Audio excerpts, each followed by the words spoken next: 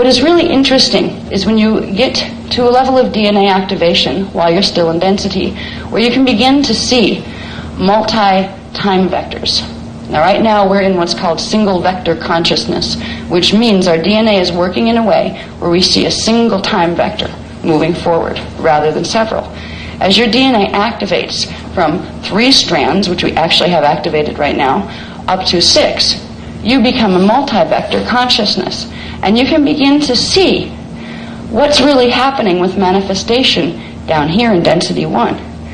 Things flash off and on, literally, so quickly, some parts of them so quickly and some parts of them so slowly that we can't see it with the senses, because the senses that come out of our templates have a certain mathematical calibration that gives them a range of vibration that they can perceive and a large range that's blocked out.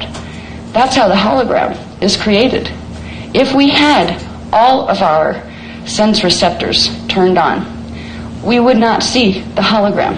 Everything would be direct cognition, known as a part of us within ourselves, as we know ourselves as source. So the hologram is created by creating negative and positive space.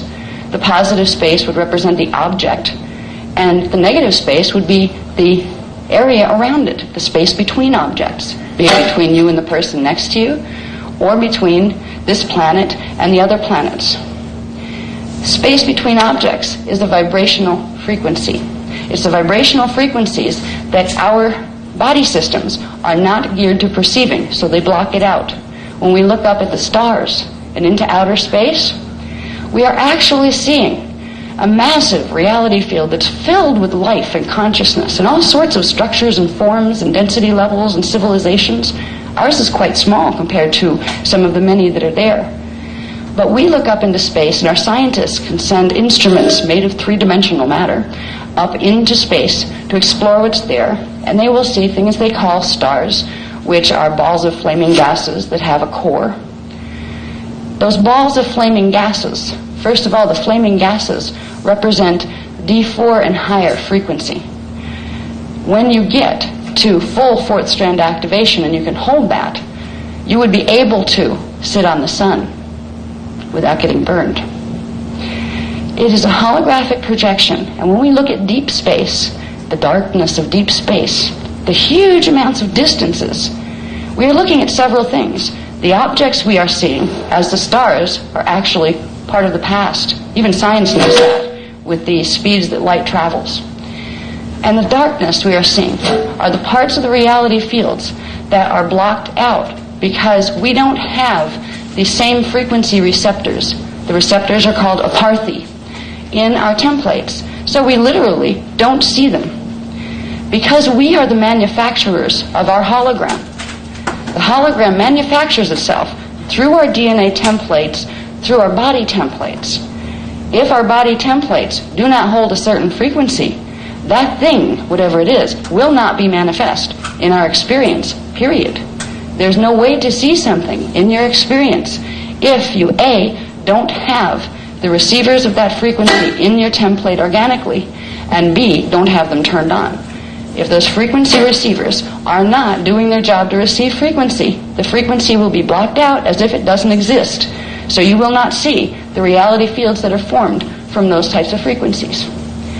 As we move into the time period we're in right now, stellar activation cycle, exciting things happen because in the stellar activation cycle, whether we're ready or not, whether the plants, the animals, the minerals are ready or not, frequency comes into Earth's template.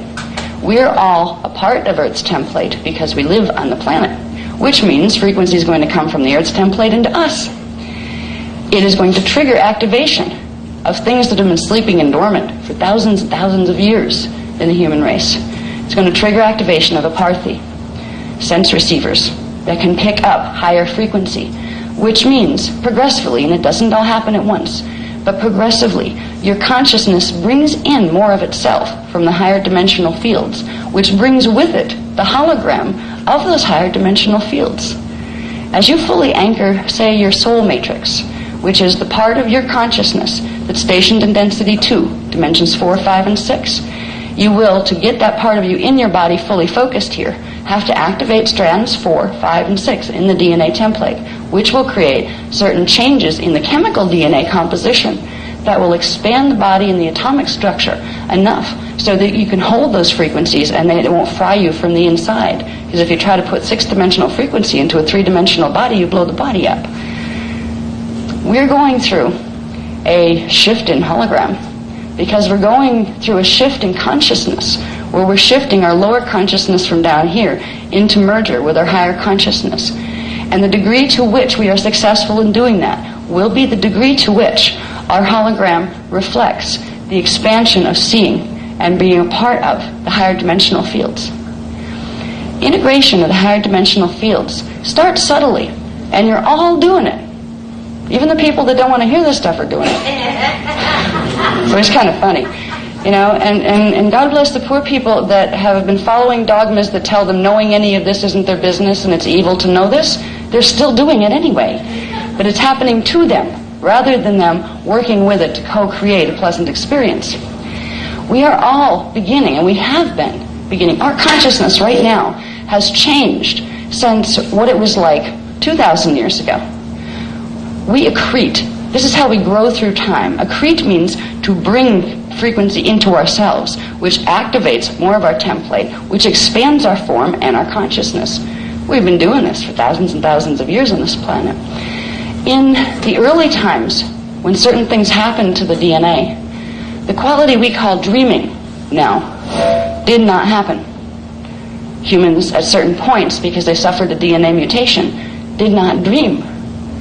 They were not able to create visualizations where we can close our eyes and imagine something.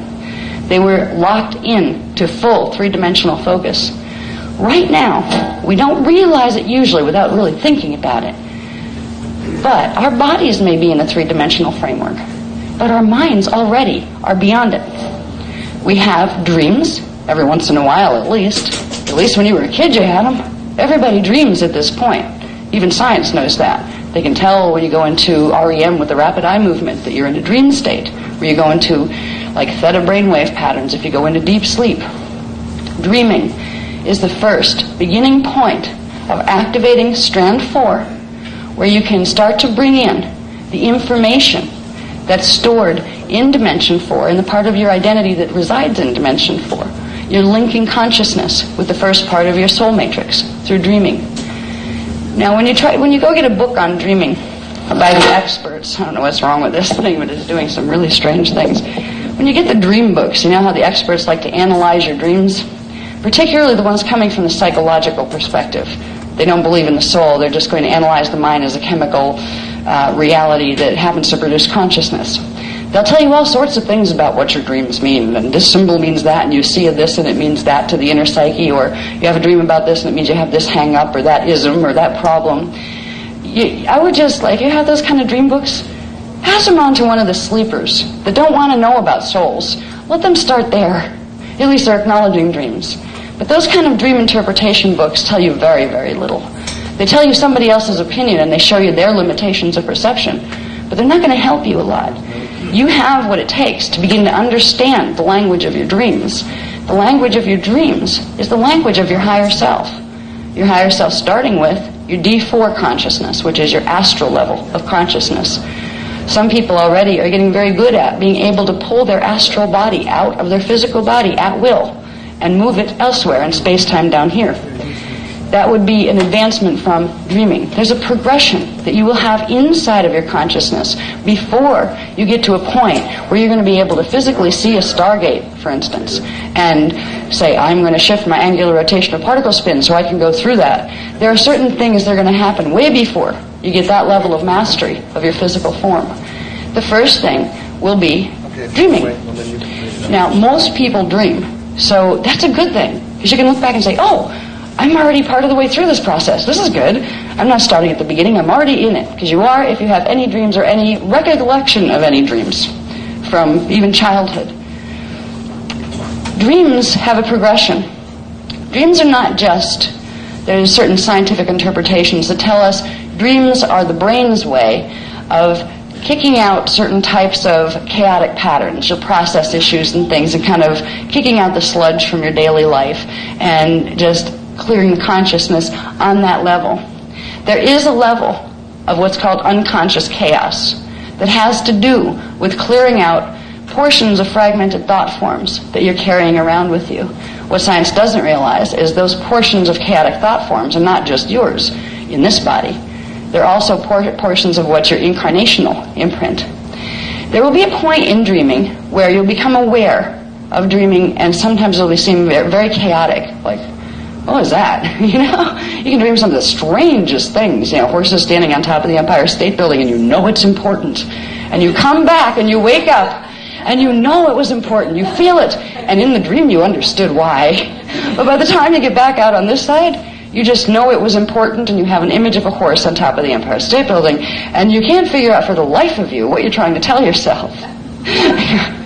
You will get these type of dream experiences when your consciousness is learning to raise in frequency enough to disassociate a little bit from the strands 1, 2, and 3 in the DNA template and move itself up into the early strands of the 4th dimensional frequency bands, which is considered the astral plane.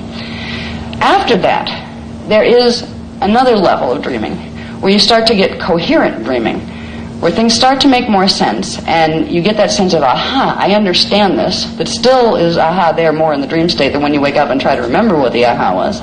But there's more clarity to the dreams. They might be less often. In the first stage of integrating your higher self, you might get a whole string of chaos dreams, silly dreams, weird, wacky dreams, sometimes scary dreams, nightmare dreams when you're processing fear patterns. They may come in rapid succession, because it's like when you start to move through the chaotic patterns, you tend to move through a bunch of them. Like start here and just clear the whole block of them. So you might go through a cycle of really weird dreamings or nightmares, those kind of things. And then you'll find it stops. And all of a sudden you might think, you don't even dream anymore. What happened to me? Then you'll go into a phase after that of more conscious dreaming, where you start to have dreams and start to remember that you're having dreams when you wake up. And they seem to have more coherence to them. Some of them may seem to be as if you were somebody else, living in another time or place, in another body, having another drama. When you start to move into that next space, you're picking up on information that has to do with your other density 1 incarnations of self that are happening simultaneously here and now. In the dream state, you'll get the beginnings of images, almost like Kodak moments, that are coming through from your other space-time selves. You're learning to open information on the 4th dimensional level that comes into your 4th DNA strand template, makes a link to your 3rd DNA strand template, where your mental body focus is, and you start to be able to remember some of the data. Those are only the beginnings of the process of integrating your higher consciousness. When you get through to the point where you're having sequential dreams, where you're actually able to see a dream from pretty much start to the end, and it seems to have told you a story that makes some sense, and you can remember it when you woke up.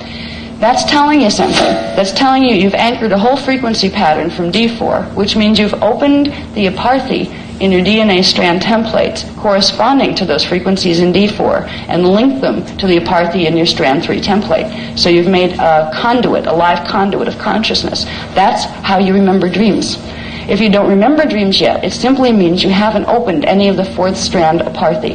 And it will come, because the frequencies on the planet right now will demand it. They are going to trigger 4th strand activation in people, whether or not they're ready to do it. So people will start dreaming, and they'll start doing a lot more than that too. When you get to a certain level of dreaming, where you're synthesizing frequency and being able to download it down into your consciousness here, you'll go from sequential dreaming to simultaneous dreaming, where you will not only be aware of yourself in a dream, it will become a lucid dream, where it's like hyper-awareness. It feels more real than it does here, because it's more intense. The higher you go up in frequency, the more intense and immediate the experience feels. You'll have lucid dreaming that goes into simultaneous lucid dreaming, where you will find yourself in several dramas, knowing you're there all at the same time, as if you're watching 4 movies at once. It'll start with maybe 2, and then it will expand.